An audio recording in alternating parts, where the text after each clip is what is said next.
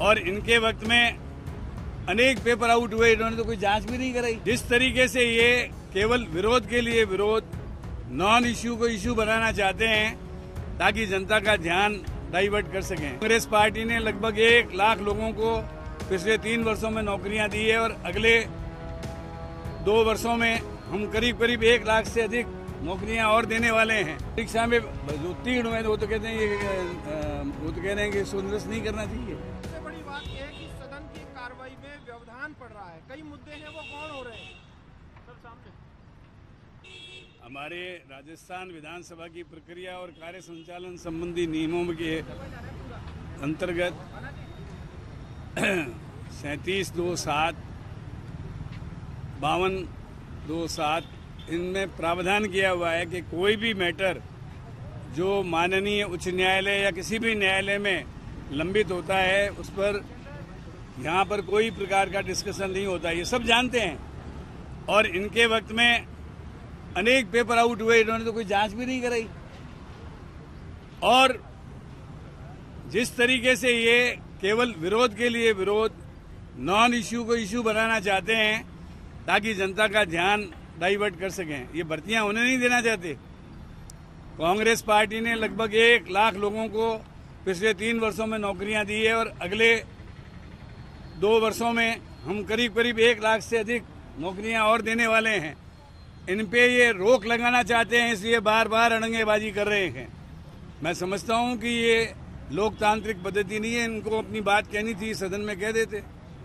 लेकिन जिस बात के ऊपर माननीय उच्च न्यायालय में विचार चल रहा है और रिटें वहां पेंडिंग है, उसके बारे में यहाँ पर कई माननीय अध्यक्षों के निर्णय दिए हुए हैं कि उसके ऊपर यहाँ पर कोई भी व्यक्ति बोल नहीं सकता। उसके बारे को लेकर के आप देख रहे हो बार बार। और कल जिस तरीके से माननीय भादरा से आने वाले माननीय सदस्य बोल रहे थे, उसके आगे पीछे आना, व्यवधान पैदा करना, स्पीकर और बोलने वाले सदस्यों के बीच में कोई निकल नहीं सकता। परमानेंट स्थायी रूप से वहां जाकर के चौमूस के आने वाले माननीय सदस्य, जैतारण से आने वाले माननीय सदस्यों ने जिस तरीके से व्यवधान पैदा किया, मैं समझता हूँ ये अलोकतांत्रिक है, इसकी निंदा की जानी चाहिए। आपको नहीं लगता श्रेय लेने की होड़ भी चल रही है बीजेपी नेताओं? बीजेपी के नेता जो है वो निश्चित रूप से अभी दिखा रहे हैं कि हम कैसे विरोध कर सकते हैं और विरोध करने में इन्होंने विशेष दक्षता हासिल कर रखी है। इसलिए नॉन इश्यू को इश्यू बना रहे हैं। कोई इश्यू नहीं है। सरकार ने L1 की परीक्षाओं में कोई गड़बड़ी नहीं पाई, वो बराबर उसकी भर्ती होगी। L2 में मान लो कुछ लोगों के समक्ष पेपर गया तो उसको रीट की परीक्षा को ही कैंसिल कर दिया। अब क्या इश्यू रह गया है? लेकिन ये क्या है, नॉन इश्यू को इश्यू बनाने के माहिर हैं। लेकिन सर सतीश पुनिया कह रहे हैं बच क्यों रही है सरकार सीबीआई को जांच देने से? इनको पूछो, अभी यूपी में, महाराष्ट्र में, वहाँ पे रीट की परीक्षाएं कैंसिल करके क्या उसकी जांच करा रहे हैं सीबीआई से? नहीं, राजस्थान सरकार एसओजी से जांच करवा रही है, तो सीबीआई से जांच से क्यों डर रही है? कोई डर नहीं है। एसओजी जांच सही कर रही है। वहाँ पर जो आगे सीबीआई को जांचें दी हुई है उसकी 3-3 वर्ष तक रिजल्ट नहीं है, ऐसे भर्तियां रुक जाएगी। ये नौजवानों की नौकरियों पर आड़ी देना चाहते हैं, रोक लगाना चाहते हैं। L2 का पेपर रद्द हो गया, L1 का क्यों नहीं हो रहा? दोनों के साथ एक ही जगह। नहीं, अरे L1 की परीक्षाओं में कोई पेपर आउट नहीं हुआ है। L1 की परीक्षाओं में एसओजी की रिपोर्ट में कहीं कोई पेपर लीक नहीं हुआ है। इसलिए L1 की आप देखिए, L2 की बारे में भी जो परीक्षा में जो उत्तीर्ण हुए वो तो कहते हैं कि सुनिश्चित नहीं करना चाहिए।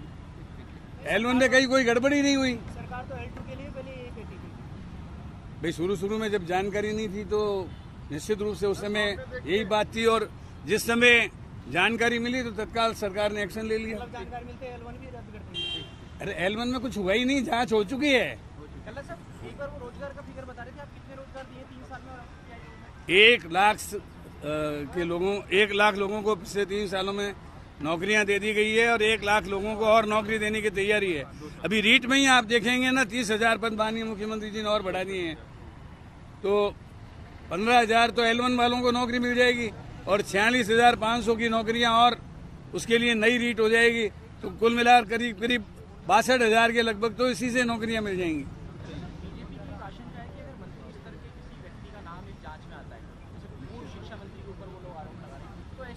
जांच के दायरे में उनको नहीं ले पाएगी, पूछताछ नहीं कर पाएगी, क्या एसओजी की क्षमता है? ये इनकी परिकल्पना है, ऐसा कुछ है नहीं। अपनी तरफ से क्लीन चिट है? तो ऐसा है, हमारी तरफ से क्लीन, अभी तक की जो जानकारी आई है उसमें किसी का हाथ नहीं है।